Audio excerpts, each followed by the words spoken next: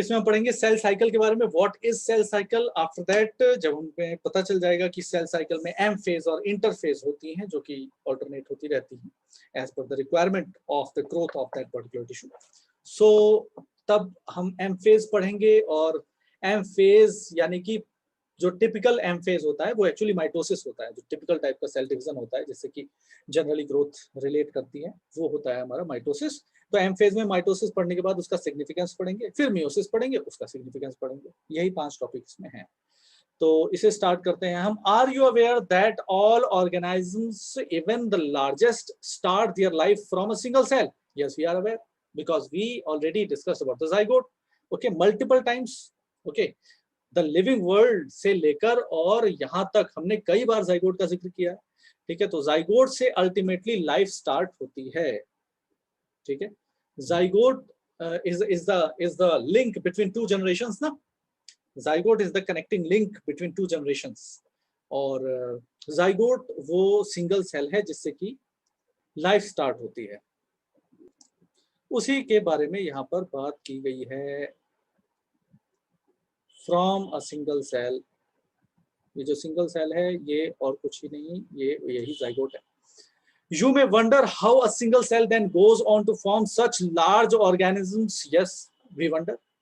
Because एक cell है, उस एक सेल से मल्टी सेलुलरिटी का जो भी लेवल बनना है, Porifera, Coelenterata, Ctenophora, Platyhelminthes, Aschelminthes, Annelida, Arthropoda, Mollusca, Echinodermata, Hemichordata या कोर्डेटा, कोर्डेटा में पाइसिस बनेगा या बनेगा tetrapod, Amphibia, Reptilia, Aves, Mammalia, Mammalia मेरोडेंशिया से लेकर प्राइमेटा तक, और प्राइमेटा में एप्स, ओरांगुटान, चिंपैंजी, गोरिल्ला से लेकर और ह्यूमन बीइंग तक। मल्टी सेलुलरिटी के जो भी लेवल होंगे वो सारे के सारे आपको जाइगोट से ही बनते हुए दिखाई देंगे। So growth and reproduction are characteristics of cells indeed of all living organism। बिल्कुल सही बात है, because the living world chapter में हमने ये पढ़ा था, है ना। लिविंग वर्ल्ड चैप्टर में हमने ये पढ़ा था कि जो ग्रोथ है और रिप्रोडक्शन है, there we discussed कि these two are characteristics feature, not defining features। Okay, can you tell me the defining features? Yes, hello. So response to stimulus with outer atmosphere. Yeah, ability to respond, that is the consciousness ना। Yes sir, that is consciousness। so एक तो consciousness हो गया, और उसके बाद एक और था, yes, पहले चैप्टर की बात करेंगे, metabolism. okay, metabolism, the biochemical reactions, no biochemical reaction is there which is uncatalyzed, or all of the biochemical reactions are catalyzed. Who is catalyzing them? The enzyme। so all cells reproduce by dividing into two। ये मुझे बहुत सही लगा, ये बहुत बढ़िया है। अब आप मुझे बताना, all cells reproduce by dividing into two with each parental cell giving rise to two daughter cells each time they divide। हर बार जब भी डिवीजन होता है तो जो पेरेंट सेल है वो दो डॉटर सेल्स बनाती है, चाहे मियोसिस हो चाहे माइटोसिस हो। ऐसा क्या कहा जा सकता है? कैन यू से this, whether it is mitosis हो रही है जिसमें एक सेल है, एक सेल से दो सेल आ गए, तो ये पेरेंट सेल थी, पेरेंट सेल से डॉटर सेल आ गई। भाई ये तो हम जानते ही है ना, ये तो बेसिस हम जानते ही। और वेदर इट इज मियोसिस में क्या होता है? मियोसिस में एक स्टेप आगे चले जाते हैं कि ये होती है पेरेंट सेल, और पेरेंट सेल से हमारे पास ये दो डॉटर सेल आती हैं, इसको हम मियोसिस फर्स्ट बोलते हैं। और उसके बाद ये पेरेंट सेल, ये डॉटर सेल जो है वो नेक्स्ट लेवल ऑफ डिवीजन के लिए, यानी कि मियोसिस सेकंड के लिए ये डॉटर सेल ही पेरेंट सेल बन जाती है, और उसके बाद फिर न्यू डॉटर सेल्स आती हैं। हाँ जी, तो अब यहाँ पर आप इस वाली लाइन को देखो जो यहाँ पर बोला गया है। क्या बोला है कि all cells reproduce by dividing into two. आप देख लो, चाहे मियोसिस को देख लो और चाहे माइटोसिस को देख लो, all cells reproduce by dividing into two, ठीक है। With each parental cell giving rise to two daughter cells each time they divide, यानी जब जब डिवाइड हो रही हैं तब तक दो ही सेल बन रही हैं। तो यहाँ पर ये देखो आप, मियोसिस भी इस स्टेटमेंट में फिट हो जाता है, यस और नो, है ना? हाँ जी सर, हाँ जी, ओके। तो these newly formed daughter cells can themselves grow and divide, giving rise to new cell population that is formed by growth and division, of a single parental cell and its progeny. अब यहाँ पर अगर हम mitosis की बात कर लेते हैं तो अल्टीमेटली हम देखें कि ये जो पॉपुलेशन बनेगी, यहाँ पर जो पॉपुलेशन बनेगी, ठीक है, ये सेल डिवाइड करेगी, उसके बाद फिर ये सेल डिवाइड करेंगी, सब में माइटोसिस होता जाएगा, फिर ये सेल डिवाइड करेंगी, इस टाइप से ये सेल डिवाइड करती करती करती सेल पॉपुलेशन बन जाएगी। और ये सब शुरुआत जो हुई थी इसकी, वो कहाँ से हुई थी? एक सिंगल सेल से, ठीक है, ये कहने का मतलब है। In other words, such cycles of growth and division allow a single cell. How can a single cell form a structure of millions of cells? So this is how they form. Okay, so single cell एक growth और division करके, ऐसी cycle के through growth and division करके millions of cells का एक structure बना लेते हैं। यानी एक मल्टी सेल्युलर ऑर्गेनिज्म का फॉर्मेशन हो पाता है रिपीटेडली होने वाली इन साइकिल्स की वजह से। ठीक है, ओके, यहां तक आ गया। इस पैराग्राफ में आपको इंट्रोडक्शन समझा दिया कि किस तरीके से जितने भी लिविंग ऑर्गेनिजम्स हैं यहाँ पर, वो सभी सस्टेन कर पा रहे हैं, चाहे रिप्रोडक्शन के वे से, चाहे ग्रोथ के वे से। ठीक है, वो सस्टेन कर पा रहे हैं केवल और केवल इस कैरेक्टरिस्टिक की वजह से, जिसको हम कहते हैं सेल डिवीजन। फिर हम बात करें सेल साइकिल की। Cell division is a very important process in all living organism. Why it is important? Because if it has to divide, it has to undergo cell division. If it has to reproduce, in case of unicellular organism, it has to undergo cell division. During the division of a cell, DNA replication and cell growth also take place. DNA replication और cell growth, ये दोनों ही चीजें होनी है। Obvious है भाई, cell divide होगी तो दो नई सेल्स बनेंगी, दो नई सेल्स बनेंगी तो उसमें आधा आधा बंटवारा नहीं हुआ है, उससे पहले सेल को अपने आप को डुप्लीकेट, मतलब अपने कंटेंट को डुप्लीकेट करना पड़ेगा, रेप्लिकेट करना पड़ेगा, डबल करना पड़ेगा, फिर इक्वल डिवीजन हो जाएगा, जिससे जो नई सेल्स बने उनमें भी वही कैरेक्टरिस्टिक, उनमें भी वही इंफॉर्मेशन, उनमें भी वही कैपेसिटी रहे जो कि पेरेंट सेल में थी। All these processes, that is cell division, DNA replication and cell growth, hence have to take place in a coordinated way to ensure correct division and formation of progeny cells containing intact genome, जिसके बारे में अभी हमने बात की। Genome means entire information that represents an organism. Okay, वो जो information है वो genome कहलाती है। जेनेटिक मटेरियल में वो सारी इंफॉर्मेशन जो एक स्पीशीज के लिए जरूरी है वो जीनोम कहलाती है। ठीक है, सो ये जो पूरी प्रोसेस है ये कोऑर्डिनेटेड वे में होनी चाहिए, जिससे करेक्ट डिवीजन हो और जो भी प्रोजेनी बने उनके पास पूरा पूरा जीनोम जाए। ठीक है, the sequence of events by which cell duplicates its genome, number 1, number 2 synthesises the other constituent of the cell, number 2, number 3 eventually divides into two daughter cells. ये जो तीन कैरेक्टरिस्टिक्स हैं, ये सीक्वेंशियल होने वाले जो इवेंट्स हैं, इन्हीं को हम बोलते हैं कंपाइनली cell cycle.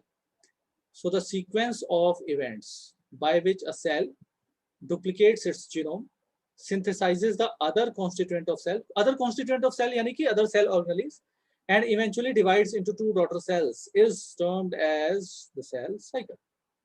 Okay, although cell growth in term of cytoplasmic increase is a continuous process, DNA synthesis occurs only during one specific stage in the cell cycle. अब यहाँ पे बहुत ही अच्छे से एक चीज आपको बता दी, यहाँ पर सीक्वेंस मैटर करता है, प्लस इन सीक्वेंस में अगर आप देखो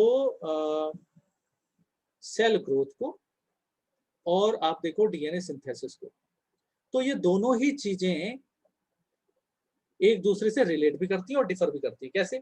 जो सेल ग्रोथ है वो तो वैसे भी होती रहती है, हमेशा होती रहती है, it is a continuous process, है ना। In terms of cytoplasmic increase, see cell मतलब ग्रोथ का तो अलग है ना, ग्रोथ को हम क्या बोलते हैं? हाँ जी, यहाँ पर बात कर ली जाए चैप्टर नंबर 1 से। ग्रोथ को हमने क्या कहा? किसी भी स्ट्रक्चर में अगर इंक्रीज इन साइज हो रहा हो या इंक्रीज इन मास हो रहा हो या इंक्रीज इन नंबर हो रहा हो, ठीक है, तो हम उसको ग्रोथ कह देंगे। तो एक सेल है, अब ये सेल या तो डिवाइड करके दो सेल में कन्वर्ट हो सकती है, या ये सेल इंक्रीज इन साइज होकर इस तरीके से हो जाएगी। ठीक है, तो यहाँ पर जो साइटोप्लाज्म है, साइटोप्लाज्मिक इंक्रीज हो गया, तो इसको भी आप ग्रोथ कहोगे, इसे भी ग्रोथ कहोगे। सो अगर हम सेल ग्रोथ की बात करें तो ये तो हमेशा हो रही है ना, मतलब हेल्दी सेल्स में हमेशा साइटोप्लाज्मिक इंक्रीज तो होता ही रहता है। फिर सेल सिंथेसिस की बात करें तो occurs during one specific stage in the cell cycle. ठीक है, ये पूरे सेल साइकिल के दौरान सेल ग्रोथ नहीं होती रहेगी, या जनरली भी किसी सेल में, किसी भी ऑर्गन की सेल में, ठीक है, ऑर्गन में टिश्यू, टिश्यू में सेल, तो उसमें ग्रोथ तो साइटोप्लाज्मिक ग्रोथ तो होती रहेगी, लेकिन डीएनए सिंथेसिस वाली जो सीक्वेंस है, जो इवेंट है, जो प्रोसेस है, वो हमेशा नहीं होता है।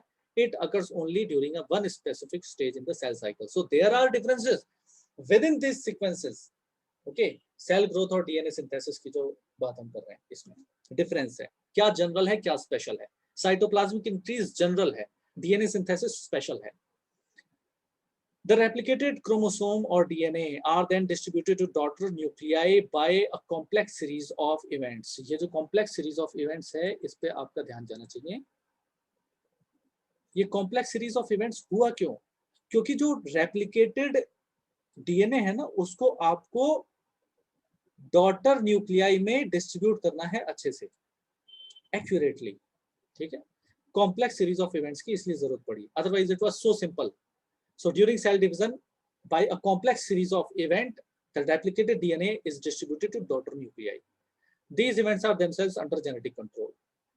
कौन सा इवेंट कब तक चलेगा, उसके लिए प्रोटीन्स रिस्पॉन्सिबल है। प्रोटीन्स ट्रांसलेशन से बनते हैं, ट्रांसलेशन से पहले ट्रांसक्रिप्शन, और उससे पहले हमारे पास जो आरएनए पॉलीमरेज है, वही ट्रांसक्रिप्शन के स्टार्टिंग में वो रीड करेगा उसको कहाँ पर अटैच होना है, उसके बाद फिर एमआरएनए बनेगा, एमआरएनए की कोडिंग की जाएगी कोडोन एंटीकोडोन पेयरिंग से, जिसको हम ट्रांसलेशन या प्रोटीन सिंथेसिस कहते हैं। तो ऐसा नहीं है कि ये एक ऑटोनॉमस चीज हो रही है, ठीक है, जो हर चीज को कंट्रोल करती है लेकिन इसको कोई कंट्रोल नहीं करेगा, नहीं, ऐसा नहीं है। Certain proteins are already form in advance, वो बन जाते हैं जो कि इसको कंट्रोल में रखेंगे, ठीक है। तो पहले जो जो हमारे पास पैराग्राफ है उसमें हमने ग्रोथ और रिप्रोडक्शन के लिए सेल डिवीजन कैसे रिस्पॉन्सिबल है, और क्या चीज यूनिवर्सल है कि जब भी सेल डिवाइड करेगी तो वो दो में डिवाइड करेगी, उसके बाद भले ही वो जो दो हैं वो फिर से पेरेंट सेल बन जाएं और बाकी फिर से दो बना दे, ठीक है, वो एक अलग बात है। तो सिंगल सेल से किस टाइप से ये सारे मल्टी सेलुलर ऑर्गेनिजम्स आते हैं, उसके बाद फिर हमने वो देखा। सेल साइकिल में हमने इस वाले पैराग्राफ में पढ़ लिया कि सिक्वेंशियल एरे है स्टेप्स का, जिसकी वजह से जो एक कंटिन्यूटी है वो बनी हुई है। और सेल साइकिल की डेफिनेशन प्रॉपर हमने पढ़ ली, the sequence of event by which a cell duplicates its genome, synthesizes the other constituent of the cell यानी कि cell organelles and eventually divides, और उसके बाद फिर डिवाइड हो जाएगी into two daughter cells. Now cell growth general है और डीएनए सिंथेसिस स्पेशल है, ये भी हमने देख लिया। And after that why a complex series of event is required under genetic control, because they have to accurately distribute the replicated DNA. Okay, let's move. Now we got the phases of cell cycle. यहां पर देखिए, a typical eukaryotic cell cycle is illustrated by human cells in culture. यहाँ पर tissue culture की बात की है, animal tissue culture, plant tissue culture, दो टाइप के होते हैं। तो एनिमल टिश्यू कल्चर में ह्यूमन सेल्स को हम आर्टिफिशियल मीडियम पे ग्रो कर सकते हैं, और वहां पर हमारे पास cell cycle easily observable condition में है एज कंपेयर टू किसी ऑर्गेनिज्म के अंदर अगर हम ऑब्जर्व करते तो, इसलिए हमने कल्चरिंग करके उसको स्टडी किया है, ठीक है। क्योंकि कल्चरिंग करते हैं तो उसमें हम कुछ इनहिबिटर भी डाल सकते हैं, कुछ प्रोमोटर भी डाल सकते हैं, कुछ एक पर्टिकुलर स्टेज पर हम सेल्स को रिमूव भी कर सकते हैं, उस कल्चर से दूसरे कल्चर में डाल सकते हैं, ठीक है। तो ये सारी इजीनेस आ जाती है, सारे प्रोविजंस आ जाते हैं जब हम इन विट्रो किसी चीज को इस टाइप से करें, कल्चरिंग करें तो। So these cells divide once in approximately every 24 hours, लगभग अराउंड 24 आवर्स में डिवाइड कर जाते हैं। However, this duration of cell cycle can vary from organism to organism and also from cell type to cell type. हो सकता है कि 24 घंटे से कम में हो या कहीं पे 24 घंटे ज्यादा में हो, लेकिन ऑन एन एवरेज इतना टाइम लगता है। फिर यहाँ पर यीस्ट का एग्जांपल इन्होंने इस सेंटेंस के बाद दिया है। Yeast for example can progress through the cell cycle in only about 90 minutes. तो हम एक ही ऑर्गेनिज्म के अंदर की बात कर रहे थे, यहाँ पर डिफरेंट ऑर्गेनिज्म की बात की गई है कि हैबिट और हैबिटेट के चलते वहां पर अडेप्टेशन थोड़ी थोड़ी अलग है। तो यहाँ पर 90 मिनट में हो जाता है। अदरवाइज ह्यूमन सेल्स की बात करें जो जिनका डेटा हमने कल्चरिंग से लिया है, तो वहां देखा है हमने कि each 24 hours it takes to divide. So cell cycle में हमारे पास दो बेसिक फेजेस होती हैं, इंटरफेज है और एम फेज है। अब जरा पहले हम इस फिगर 10.1 को देखेंगे and after that we will move ahead. So M phase,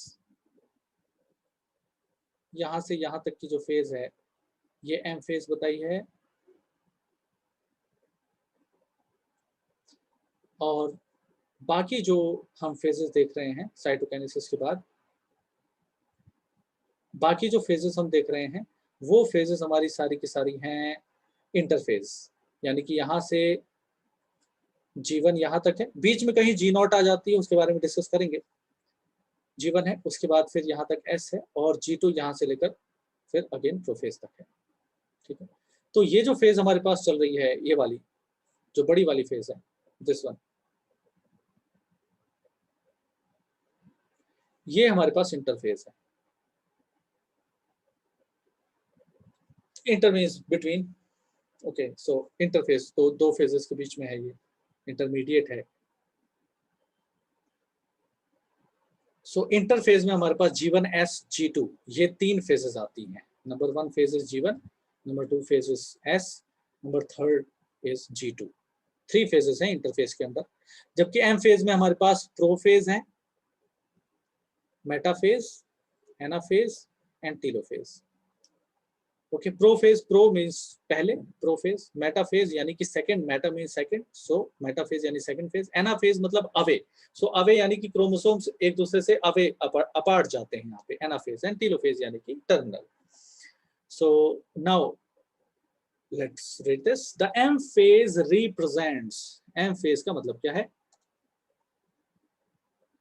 It represents the phase when when the actual cell division or mitosis occurs. यहाँ पर एक्चुअल सेल डिवीजन होता है या एक्चुअल जो माइटोसिस होता है वो होगा occurs, and the interphase represent the phase between two successive M phases. Successive यानी कि एक के बाद एक आने वाली, ठीक है? So two successive between two M phases. Okay? सो पहले इन्होंने बता दिया एम फेज क्या होती है, फिर बता दिया कि इंटरफेज क्या होती है। After that it is significant to note point बता रहे हैं that in 24 hour average duration of cell cycle of a human cell division proper last for only about an hour। यानी कि अगर सेल डिवीजन का हम ड्यूरेशन देखें तो सेल डिवीजन का ड्यूरेशन अराउंड 1 hour है। The interface lasts more than 95% of the duration of cell cycle as represented in this figure 10.1 as well। यहाँ पर भी हमें दिख रहा है कि कितना ज्यादा अमाउंट ऑफ कितना ज्यादा एरिया कवर कर रखा है इंटरफेस ने। सो ऐसा मतलब जो बनाया गया है डायग्राम वो एक्चुअली क्वांटिटेटिवली और क्वालिटेटिवली दोनों अगर कहें तो करेक्ट है। सेल डिवीजन में अराउंड 1 hour लगता है, और जो इंटरफेज है यानी कि the preparing phase which were earlier suppose to be an inactive phase, उसमें अराउंड हमारे 23 आवर्स लग जाते हैं। So the M phase starts with, यहाँ पर बता दिया एम फेज क्या है, इंटरफेज क्या है, और उनकी टाइमिंग के बारे में बता दिया। ठीक है, इसके बाद फिर उसमें इंक्लूड क्या क्या चीजें होती हैं उसको बता रहे हैं। इट स्टार्ट्स विद, जो एम फेज है उसमें सबसे पहले क्या होता है, nuclear division corresponding to the separation of daughter chromosomes. Nuclear division मतलब क्या होता है कि जो एस फेज में डीएनए बना है, डीएनए डुप्लीकेट हुआ है, उसको अलग अलग किया जाए। ठीक है, तो सबसे पहले क्या होगा, डॉटर क्रोमोसोम सेपरेट होंगे, कैरियोकाइनेसिस होगी, and usually end with the division. So start कहाँ होता है, न्यूक्लियर डिवीजन से, और ends with division of cytoplasm. So nuclear division को कैरियोकाइनेसिस कहते हैं, और division of cytoplasm that is known as cytokinesis. इसके बाद एम फेज आ जाएगी। एम फेज दो कॉल्ड द रेस्टिंग फेज। अब भी उसे एक मिसनॉमर ही बना हुआ है, या हम कहें तो एक्चुअली देखने में इतना कुछ नहीं लगता ना। जब आपको स्लाइड दी जाएगी तो आप इंटरफेस को इतनी आसानी से नहीं पहचान सकते हो जितनी आसानी से आप किसी भी प्रोफेज, मेटाफेज, एनाफेज या टीलोफेज को पहचान लोगे, बिकॉज क्रोमोसोम्स दिखते हैं आपको, और कोई वहां पर सेल ऑर्गेनेली वगैरह इतना इजीली स्टेन्ड नहीं दिखाई देगा, तो आप बता दोगे कि ये जनरल सेल नहीं है सर, ठीक है। तो दैट्स व्हाई इसको अभी भी रेस्टिंग फेज हमने बोला है। सो इंटरफेज, दो called the resting phase, is the time during which the cell is preparing for division by undergoing both, वही दोनों चीजें वापस से आ गई हमारे पास, cell division, cell growth and DNA replication in an orderly manner. Orderly manner क्या, ये वाला G1S G2 उसी को बताया है यहाँ पे। The interface is divided into 3 further part, यही जो ऑर्डरली बोल रहे हैं ना, ये जो ऑर्डर है यही है, ये जो ऑर्डरली मैनर बोल रहे हैं यही है, ठीक है। That is the G1 phase, gap 1 phase, S phase synthesis phase and G2 phase, that is the gap 2 phase। Okay, तो यहाँ तक क्लियर है। इस पैराग्राफ में हमने ये डायग्राम देखा और हमने कहा सेल कल्चर जब ह्यूमन का होगा तो 24 घंटे लगते हैं, हालांकि अलग अलग वेरिएशंस इसके हो सकते हैं, जैसे कि इसमें 90 मिनट लगता है। इंटरफेज और एमफेज दो फेजेस होती हैं सेल साइकिल में। एम फेज में एक्चुअल माइटोसिस होता है, सेल डिवीजन होता है। इंटरफेज में interphase is the phase between two division phases, और उसके बाद टाइमिंग बता दी, सेल डिवीजन में कम टाइम लगता है। Interphase is the preparing phase, resting phase, जिसमें कि ज्यादा टाइम लगेगा। स्टार्ट होगा एम फेज न्यूक्लियर डिवीजन से और एंड हो जाएगा ये डिवीजन ऑफ साइटोप्लाज्म में, ठीक है। सो एम फेज में कैरियोकाइनेसिस और साइटोकाइनेसिस ये दो चीजें होती हैं, okay. So we can say the M phase includes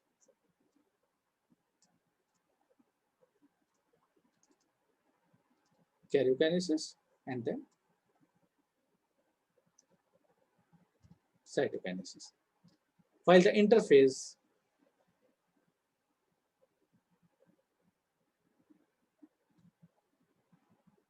is having 3 phases, G1 phase, S phase and G2 phase, ये 3 phases हैं। इसके बाद की बात करते हैं, G1 फेज से स्टार्ट करते हैं।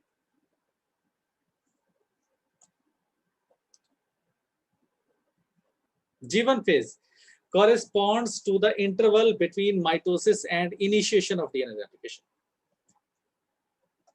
ये एक बढ़िया डेफिनेशन है, ठीक है, अच्छी डेफिनेशन है। इससे आपको क्लियर कट पता चल पाता है कि क्वालिटेटिव मैनर में G1 फेज कहां से कहां तक एक्सटेंड कर रही है, ठीक है। अदरवाइज आपने ये तो देख ही लिया, यहाँ पर जो ऊपर देख लिया G1 फेज कि भाई साइटोकाइनेसिस के बाद है और S फेज से पहले है, ठीक है।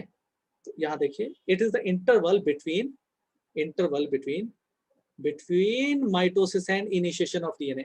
ये बहुत अच्छी बात है, बिटवीन माइटोसिस यानी माइटोसिस हो चुकी है और इनिशिएशन ऑफ डीएनए रेप्लिकेशन अभी होगा, तो उससे पहले तक का, तो between mitosis and before the initiation of DNA replication, so वहां तक वेरी करती है।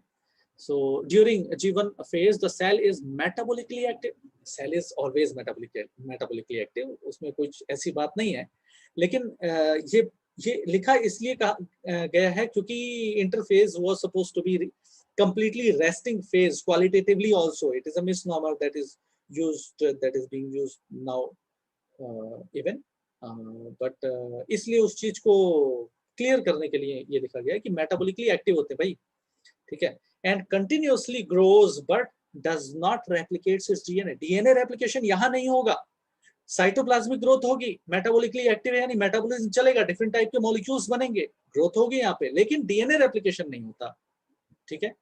तो मैं मेटाबॉलिकली एक्टिव वाली बात नहीं कर रहा हूं क्योंकि ये बहुत ज्यादा रिपीट कर चुका हूं इस बात को मैं, और आप लोग समझ चुके हैं, ठीक है।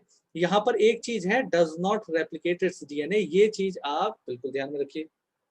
G1 और G2 दोनों ही गैप फेजेस हैं, मैं तो ये कहूंगा आप इनको ग्रोथ फेजेस बोल दो, growth 1 synthesis and growth 2 phases, ठीक है। और S फेज जो है वो सिंथेसिस ऑफ डीएनए फेज है, यानी डीएनए के अलावा जिस भी चीज की जरूरत पड़ने वाली है डिवीजन के लिए वो सभी चीजें बनेंगी, तो ग्रोथ होगी, यहाँ पर सेल की ग्रोथ होगी, सेल ऑर्गेनल्स बनेंगे, डिफरेंट टाइप के एडिशनल प्रोटीन्स बनेंगे, सिग्नलिंग मॉलिक्यूल्स बनेंगे यहाँ पर, ठीक है।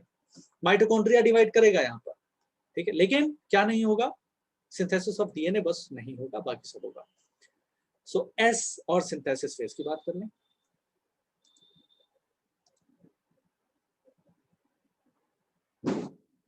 It marks the period during which DNA synthesis या डीएनए रेप्लिकेशन जिस चीज को हम बोलते हैं वो एस फेज में होता है, ठीक है। तो G1 फेज में हमारी ग्रोथ हो गई, एस फेज में डीएनए रेप्लिकेशन हो गया। इस टाइम पर जो अमाउंट ऑफ डीएनए है पर सेल वो डबल हो जाएगा।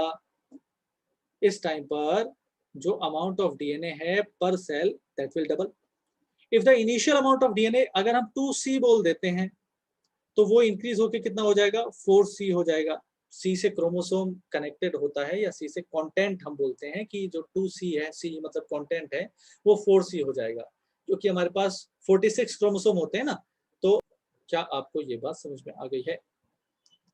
हमारे पास है, मान लो सेकंड नंबर का क्रोमोसोम हम ले रहे हैं, सेकंड नंबर के क्रोमोसोम की हमारे पास 2 कॉपी है। सेकंड नंबर के क्रोमोसोम की हमारे पास 2 कॉपी है, एक पैटर्नल है, एक मैटरनल है। तो भाई इसको हम हमारे पास ये कंटेंट होना जरूरी है, ये कंटेंट होना जरूरी है, क्योंकि डीएनए हमारे पास जितना था, डीएनए अपनी अमाउंट का, डीएनए अगर हम 2C बोल रहे हैं तो डीएनए अपनी अमाउंट का क्या हो गया, 4C। लेकिन एक बात बताओ कि अगर मैं क्रोमोसोम के पॉइंट ऑफ व्यू से बोलूं तो क्रोमोसोम अगर X अमाउंट था तो क्रोमोसोम तो अभी भी X ही है। सो यस, तो क्रोमोसोम हमारे पास एज इट इज हैं, क्रोमोसोम के नंबर एज इट इज हैं। अगर पहले 46 क्रोमोसोम्स थे तो अब भी 46 क्रोमोसोम होंगे। क्यों? क्योंकि एक क्रोमोसोम ये, दूसरा क्रोमोसोम ये, तो अभी भी एक ही क्रोमोसोम है और ये दूसरा ही क्रोमोसोम है। क्यों? क्योंकि वो सेंट्रोमियर से बंधे हुए हैं और वो डुप्लीकेट हो चुके हैं। क्या ये बात क्लियर है? Yes sir. सर मतलब इसमें वो नहीं होते, क्रोमोसोम्स बढ़ते नहीं है। हाँ ठीक है ना, क्रोमोसोम नहीं बढ़ते हैं यहाँ पे। कहाँ क्रोमोसोम बढ़े? क्रोमोसोम तो वही है ना। क्रोमोसोम्स की आर्म्स बढ़ गई। क्यों? क्योंकि उस क्रोमोसोम में जो डीएनए कंटेंट था वो डबल हो गया। ठीक है, वो डबल हो गया। So however there is no increase in the chromosome number if the cell had diploid, यानी 2n था, तो अभी भी कंटेंट जो है हमारे पास, यानी कि अगर सेल डिप्लॉयड थी तो सेल डिप्लॉयड ही है। ठीक है, उसका जो मेन जीनोमिक कंटेंट था, ठीक है, जो जो जो क्रोमोसोम से रिप्रेजेंट कर रहे हैं हम, ठीक है, जीनोमिक कंटेंट तो बढ़ गया क्योंकि डीएनए बढ़ गया। डीएनए बढ़ गया तो इन्फॉर्मेशन डबल हो गई, डीएनए इन्फॉर्मेशन डबल हो गई, इसलिए हम कह रहे हैं 4C हो गया। लेकिन नंबर वाइज अगर देखें, क्वांटिटेटिवली अगर हम देखें तो नंबर ऑफ क्रोमोसोम वाइज तो वो उतना ही है। In animal cell during S phase DNA replication begins in the nucleus. Plant cell में भी एस फेज जो है, मतलब डीएनए रेप्लिकेशन न्यूक्लियस में ही होता है। अब एनिमल सेल की बात करें तो बोल दिया वैसे, लेकिन प्लांट सेल होगा उसमें भी डीएनए रेप्लिकेशन न्यूक्लियस में ही होगा। लेकिन सेंट्रियोल डुप्लीकेट कर जाता है, ये जो बाद वाली बात है ये इंपॉर्टेंट है। सेंट्रियोल डुप्लीकेट कर जाता है in case of animal cell. क्यों? क्योंकि प्लांट सेल में तो